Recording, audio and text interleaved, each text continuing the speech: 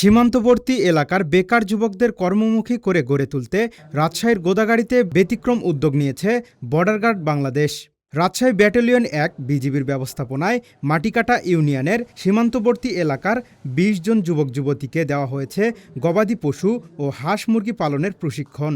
রোববার থেকে শুরু হওয়া এ প্রশিক্ষণ চলবে আগামী ১৭ সেপ্টেম্বর পর্যন্ত। বিজিবির সীমান্ত কারিগরি ও কর্মসংস্থান প্রশিক্ষণ কেন্দ্র এর আওতায় এ কার্যক্রম পরিচালিত হয়। প্রশিক্ষণ শেষে স্বল্প পুঁজিতে নিজ নিজ বাড়িতে পশু ও হাঁস মুরগি পালন করে আয় করার সুযোগ পাবেন প্রশিক্ষণার্থীরা।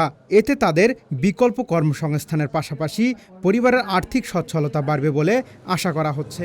আজকে আমরা অত্যন্ত আনন্দিত যে আমাদের সাথে যে 11 জন মহিলা প্রশিক্ষণার্থী যুক্ত হয়েছেন। তারা অনেকেই আছেন যে তারা অনেকে সংসার করছেন, মানে তাদের পরিবার আছে, তার পাশাপাশি তারা এই প্রশিক্ষণ করে স্বাবলম্বী হওয়ার জন্য এগিয়ে আসছেন।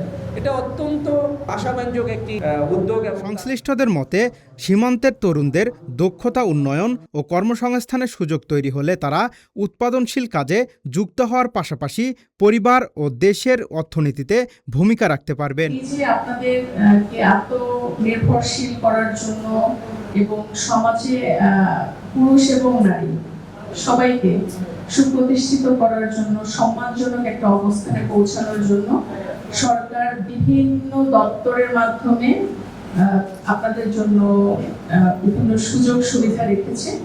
এগুলো সম্পর্কে আপনাদেরকে জানানোর জন্য আমরা এসেছি। প্রশিক্ষণ কার্যক্রমে বিজিবির অধিনায়ক লেফটেন্যান্ট কর্নেল রিয়াজ শাহরিয়ার, গোদাগাড়ী উপজেলা নির্বাহী কর্মকর্তা ইসরাত জাহান সহ স্থানীয় গণ্যমান্য ব্যক্তিরা উপস্থিত ছিলেন।